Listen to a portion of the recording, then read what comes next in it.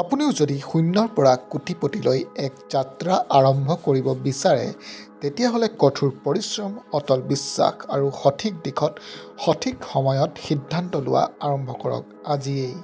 ধনী হ'বলৈ হ'লে প্ৰথমে নিজৰ মানসিকতা সলনি কৰক। কোটিপতিৰ এক মাইণ্ডছেট গ্ৰহণ কৰিব লাগিব।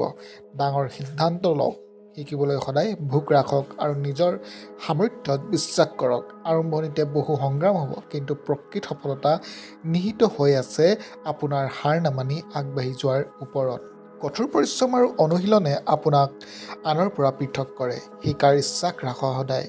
নতুন দক্ষতা যেনে প্ৰযুক্তি, ব্যৱসায়, যোগাযোগ আৰু বিত্ত শিকিবলৈ অতি গুৰুত্বপূৰ্ণ। ধন সঞ্চয় কৰিলেই যথেষ্ট নহয়, ইয়াক সঠিক ঠাইত বিনিয়োগ কৰাটো অতি গুৰুত্বপূৰ্ণ।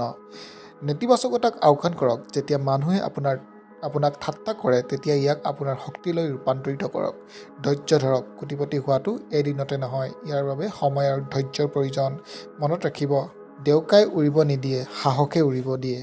বন্ধুসকল, যদি ভিডিঅ'টো ভাল পালে লাইক, শ্বেয়াৰ, ছাবস্ক্ৰাইব কৰি মোক লগতে মোৰ চেনেলটো আগবাঢ়ি যোৱাত যেন সহায় কৰে। ধন্যবাদ।